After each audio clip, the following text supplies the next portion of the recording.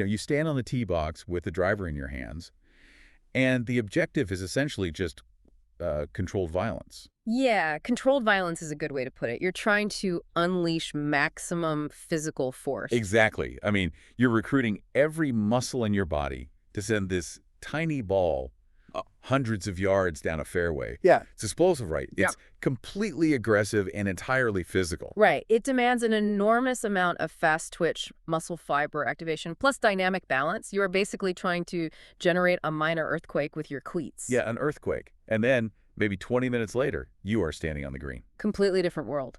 Totally. The environment is dead quiet. The objective is merely to roll the ball like 10 feet. You barely even have to move the club. But it's terrifying. It really is. For millions of golfers, that short putt is infinitely more terrifying than standing on an elevated tee box with out of bounds on both sides. Well, because the closer you get to the target, the more the challenge fundamentally shifts. You transition from a purely physical athletic challenge to an incredibly delicate neurological and psychological one. Right. The margin for error shrinks from tens of yards to literal fractions of an inch. So true. Well, welcome to the deep dive. Today, we are speaking directly to you, the learner. Our mission today, we are decoding the holy grail of golf, which is the perfect putting stroke. And we've got a massive stack of sources we're pulling from today to do it. Oh yeah, we are tearing into a lot of material. We are blending practical on-the-green coaching clinics from YouTube channels like Titleist and Scratch Golf Academy, with some incredibly dense data analytics from Chipwood Golf. And we also have those rigorous peer-reviewed biomechanical studies from the International Journal of Golf Science, which are just fascinating. They really are, and it's a necessary combination, right? Because putting isn't just some niche aspect of the game. Not at all. If you look at the raw data, putting accounts for roughly 40% of all strokes in an amateur's round. 40%. That is massive. It is. Improving this single low-impact area is the ultimate mathematically proven shortcut to lowering a handicap. Yeah. I mean, you don't need another 10 miles per hour of clubhead speed. You just need to master the flat stick. Absolutely. So we are treating this deep dive like a premium masterclass. Think of it as a private closed-door session between an experienced PGA professional and a sports scientist. We really want to map out exactly what is happening in the body, the brain, and the environment when a perfect putt is struck. Yeah, but to understand the modern data, we have to look at the evolution of the approach first. For a century, putting was taught strictly as, like, a dark art. Oh, completely. It was viewed as an innate talent. You either had touch or you just didn't. Right. I was actually looking at old footage of Ben Crenshaw while going through these sources. Oh, classic. Yeah. I mean, he wasn't the longest off the tee, but he rode that trusty 8802 Wilson blade putter to 2 green jackets and 19 PGA Tour titles. He was a magician on the greens. He was. And when Crenshaw, or his famous instructor Harvey Penick, talked about putting, they used these highly abstract, artistic terms. Right. They talked about feeling an even tempo or, visualizing a track to the hole. Yeah, and sensing solid hits. Penick famously wrote, "A good putter is a match for anyone. A bad putter is a match for no one." What's fascinating here is that modern sports science is actively validating those old school artistic feels. Wait, really? They actually hold up? They do. We aren't throwing away Ben Crenshaw's philosophy. We're actually finally putting hard numbers to it. Oh, wow. Yeah. So when Crenshaw described the sensation of a solid hit or an even tempo, modern launch monitors and 3D kinematic sensors quantify that as a reduced coefficient of variation. Okay, let's unpack this, because coefficient of variation sounds like we're sitting in a college statistics seminar. What does that actually look like on a high-speed camera in a biomechanics lab? Fair enough. It simply means measuring the tiny fluctuations in movement from one stroke to the next. Elite putters are not performing magic, right? And they don't necessarily even have a perfect aesthetic stroke. What they possess is significantly less variability in their mechanics than amateurs. So they just repeat the same exact motion better. Exactly. The data shows that the coefficient of variation for metrics like putter face angle at impact, stroke tempo, and acceleration patterns is 30 to 50% lower in elite putters. 30 to 50%, that's a huge gap. It's massive. They deliver the club head in the exact same orientation at the exact same speed every single time. I visualize it this way. Think of an amateur's putting stroke as a multi-hinged robotic arm. Right, lots of moving parts. Exactly. You have the wrists, the elbows, the shoulders, the hips, the knees. Every single joint is slightly loose shifting and moving independently during the stroke. Which is a nightmare for consistency. Total nightmare. Trying to get all 5 or 6 of those hinges to align perfectly at the exact millisecond of impact is basically a statistical impossibility. Yeah, you're just relying on luck at that point. Right. But the professional stroke is like the pendulum on a grandfather clock. It is a single, heavy mass locked into a fixed pivot point, relying entirely on gravity and a singular, undisturbed motion. And building that grandfather clock structure is the entire objective of modern pudding biomechanics. The science tells us exactly how the human body creates that stable consistency. Where does it start? It all originates in the upper spine and the scapula. The shoulder blades. Exactly, the shoulder blades. The biomechanical data demonstrates that to create a true pendulum, the upper spine and the scapula must fuse together to move as a single connected unit. So they're locked in. Yes, they dictate the rotation of the shoulders around a fixed central axis. When elite putters engage this structure, they maintain their shoulder plane angle within just 2 to 3 degrees of variation throughout the entire stroke. 2 to 3 degrees. And what about amateurs? Amateurs fluctuate anywhere from 8 to 12 degrees. Wow. A 10-degree fluctuation in your shoulder plane when you were trying to hit a 4¼ inch target from 30 feet away is just catastrophic. It really is. You're completely off track before you even make contact. This is where the setup sources from the Scratch Golf Academy Clinic offer a brilliant blueprint for locking those hinges. Adam Bazalgette details how to eliminate the twitchy, fast-twitch muscles of the hands from the equation entirely. That's so crucial. The hands will betray you under pressure. Always. So first, he says you get the club shaft in line with your forearms. You don't grip the putter down in the fingers, which naturally creates a sharp angle at the wrists. Right, you want to avoid that angle. Exactly. You seat the grip high up in the lifeline of the palm, so the shaft and the forearm form one continuous straight line. Because introducing an angle at the wrist instantly creates another active hinge in that robotic arm you mentioned earlier. Yeah, just another part that can go wrong. Exactly. By keeping the thumbs flat on top of the grip and running the shaft up the lifeline, you essentially neutralize the wrists. Then he introduces this fantastic visual of holding a traditional, heavy camera. You let your triceps rest gently against the sides of your rib cage, which creates a stable tripod.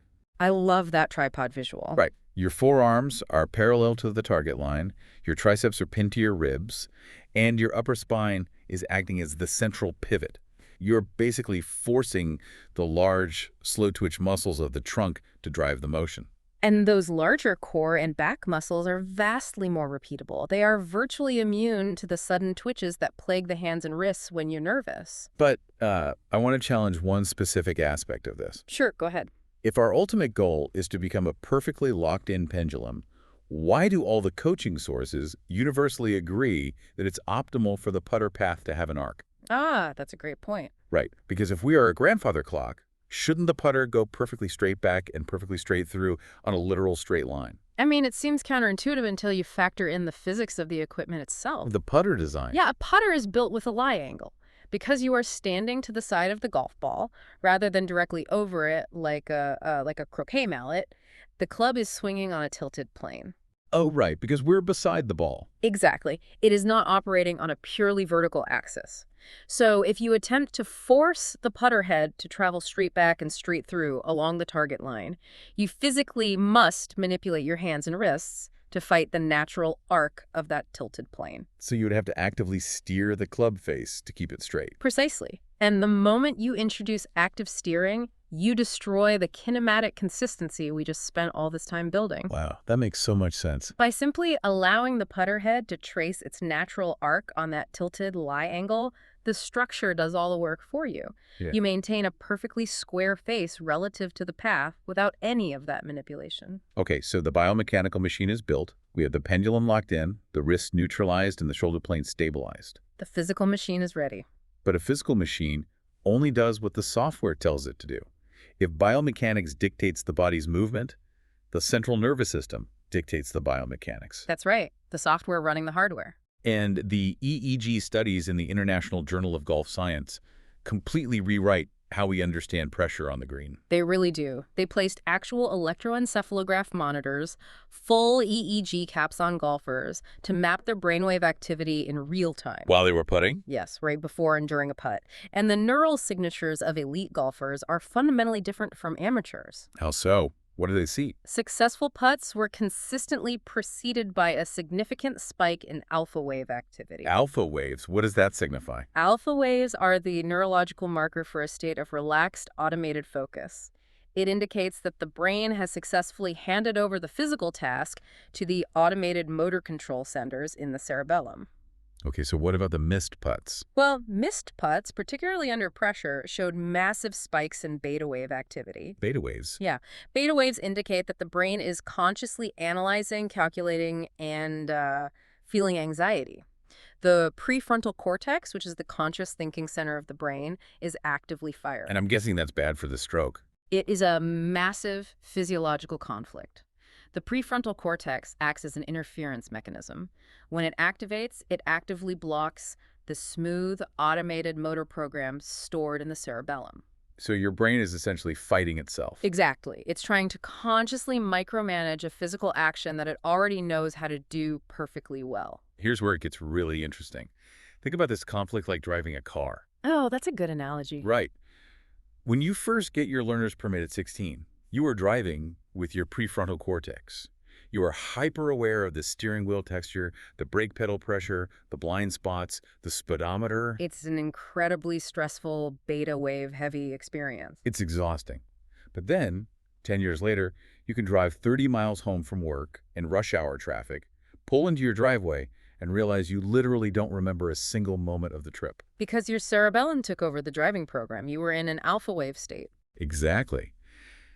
But on the golf course, you are standing over a putt to win your Saturday match, and the pressure is spiking. The conscious brain is screaming about the consequences of missing. It's demanding control. Right. So how does a golfer intentionally force their brain back into that driving home from work autopilot state when the pressure is at its absolute highest? The clinical data points to two crucial strategies for this. First, elite putters maintain a remarkably narrow external focus. External focus. Yeah. They are not thinking about internal mechanics. They aren't checking their elbow angle or feeling their grip pressure. Their attention is locked entirely on the target. Okay, what's the second strategy? Second, and honestly more importantly, they rely on a strict, unbreakable pre-putt routine. But the routine isn't just about getting physically comfortable, is it? Not at all. The brain imaging demonstrates that a rigid physical sequence like taking 2 practice strokes, looking at the hole twice, stepping in with the right foot acts as a neurological trigger. It's hacking the brain. Essentially, yes. Because the brain has finite processing bandwidth, forcing it to execute this exact sequence starves the prefrontal cortex of the bandwidth it needs to generate anxiety. That is wild. Right. The physical routine literally flips the switch in the brain. It shuts down the conscious interference and activates the cerebellum. Okay, so a flawless pendulum stroke and an alpha wave brain state give us the perfect internal environment. Right. But all of that internal perfection is completely useless if the external information we feed into the brain is wrong. Yes, the data you feed the system has to be accurate. And the optical illusions of reading a green create a massive perception conflict. The statistics in these sources regarding how poorly amateurs read breaks are just staggering. Oh, they are brutal. The research indicates that amateur golfers wildly underread the break on a putt. And we aren't talking about missing by an inch or two, are we? No, not at all. Studies show amateurs underread breaks by 30 to 50%. In fact, one particularly comprehensive study revealed that 96% of putts were underread. 96%. And they were underread by an average of 65%. I mean, stop and process that math for a second. Yeah. 96% of putts underread by 65%. If you are facing a putt that physically breaks 10 inches, the average golfer is only playing like 3.5 inches a curve. Exactly.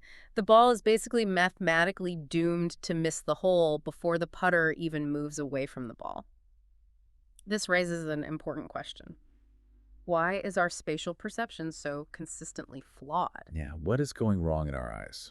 Well, a brilliant laboratory study by Broker and Langley investigated breaking putts, specifically analyzing the physical differences between right-to-left putts and left-to-right putts for right-handed players. Oh man, reading the methodology of that Broker and Langley study completely broke my brain. Golfers are subconsciously uncoupling their feet from their hands depending on the slope. They are. It's wild. When a right-handed golfer faces a right-to-left putt, they know the ball needs to start right. Right. But because they have severely underread the slope, they subconsciously realize their initial aim isn't high enough. So what do? The lab data shows they react by wildly uncoupling their body.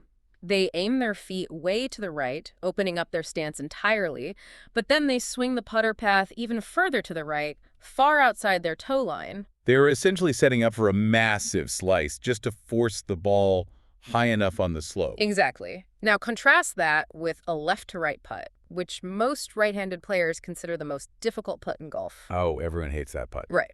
On a left-to-right putt, golfers tend to set their feet parallel to the starting line. But again, because they underread the break, their alignment is aiming below the required line. So they're aimed too low. Yes. So to compensate and try to hold the ball up against the slope, they physically force the putter to swing out to in, pulling the club path aggressively across their toe line. Pulling the putter across your body feels incredibly weak and unstable. Biomechanically, that out-to-in stroke is a nightmare to repeat under pressure. It's terrible mechanics. But it explains perfectly why we tend to leave those left-to-right putts low and short.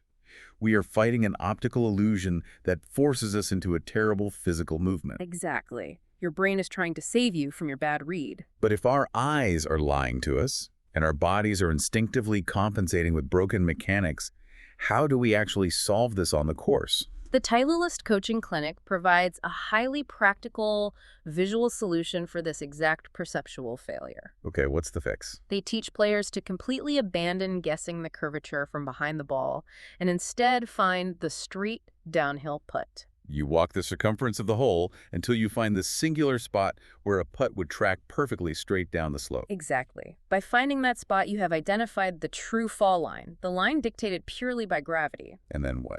Once you establish that gravity line, you visualize the hole itself as a clock face. You stop aiming 2 cups left or a foot outside. You determine the precise entry point on that clock face where the ball must fall in. Oh, I see. Because of the slope's severity, the ball isn't going to enter at 6 o'clock, the dead center front. Right. It might need to enter the cup at 4:30 or 5 o'clock. So you shift the objective from guessing an imaginary curved line on the grass to delivering the ball to a highly specific external coordinate like that 4:30 entry point. Yes, and the speed determines when gravity takes over and pulls the ball into that specific doorway. That creates a precise targeting exercise. Giving your brain a specific external coordinate to focus on is exactly what helps induce that alpha wave state we discussed earlier. It perfectly bridges the perception conflict with the neuroscience. I love that. Well, to synthesize this deep dive into actionable work, let's look at the real-world coaching drills from our sources that you can take directly to the practice screen. We definitely have to start with stability, locking in the base of that pendulum. Right, because a completely quiet lower body is the prerequisite for kinematic consistency. Absolutely. Any lateral sway or rocking immediately changes the low point of the arc and the face angle. Karen Gray shares a phenomenal drill using simple proprioception to fix lower body movement. You take an alignment stick, or even just the shaft of an iron, and place it flat on the green directly beneath the arches of your feet when you take your stance. Such a great drill. It's so simple. You just stand on the stick, settling your weight over it, and then close your eyes.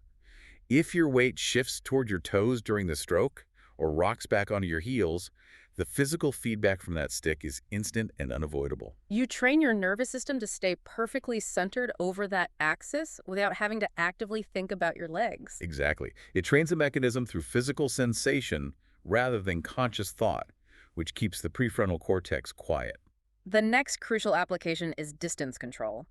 I always find it fascinating how amateurs attempt to hit the ball further by simply applying more muscular force. The Chaput data on elite ball speed consistency completely destroyed that assumption for me.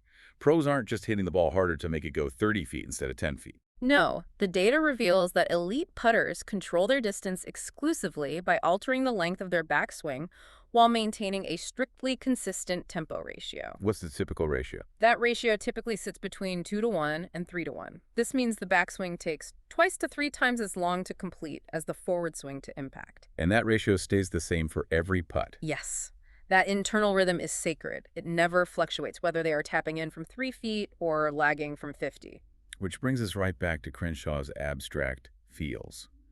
He visualized a slow metronome, counting a smooth 1 on the takeaway and 2 on the follow-through. Right, it's never a rushed, jabby motion. No, it is a flowing ooh, doo woo.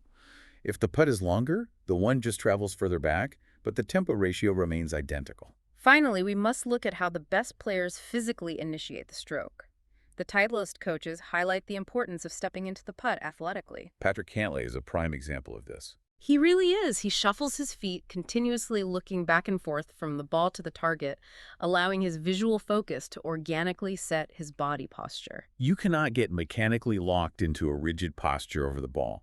Stare at the ground for 10 seconds, and then look up only to realize your body is aimed completely wrong. No, the eyes have to guide the structure.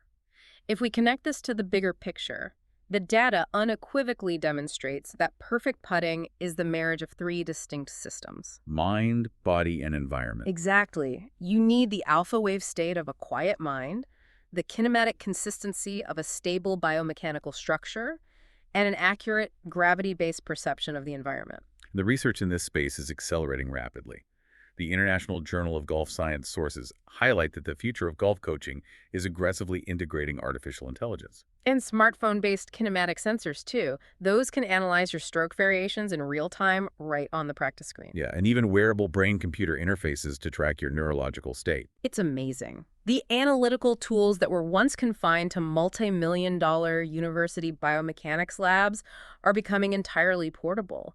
The gap between tour-level data analysis and what a dedicated amateur can access is just disappearing. So what does this all mean? We constantly see golfers dropping hundreds of dollars on the newest putters, desperate for exotic face inserts, high-tech alignment geometries, and, custom perimeter weighting. We all love a new putter. We do. But given what the EEG data proves about the devastating effects of beta wave interference, the ultimate golf training aid of the future likely won't be a piece of metal in your hands. Probably not. It might be a sleek neuro headset you wear on the practice green that literally trains your brain how to starve the prefrontal cortex and simply stop thinking. Well, it would certainly solve a lot of issues without adding any swing weight to the bag. Absolutely. Well, we want to thank you for joining us on this deep dive and for being such a vital part of the eCoach 360-degree community. Yes, thank you for listening. If you found this breakdown of the putting stroke helpful, please subscribe and share this with your fellow golfers, coaches, and PGA professionals. We are always analyzing new data and looking for new areas of the game to explore. Definitely. Send us an email or connect with us on LinkedIn with any future topics you would like us to research. Whether your interest lies in golf biomechanics, ground reaction forces, swing kinematics, club fitting technology, or broader sports science, we want to hear from you. Our team reviews every submission, and we may build a dedicated deep dive, an article, or a testing project entirely around your question. Until then, remember that mastering the green isn't about aggression or conscious control. It is about building the grandfather clock. Right. Neutralize the hinges, trust the fall line, and let the structure do the work. See you next time.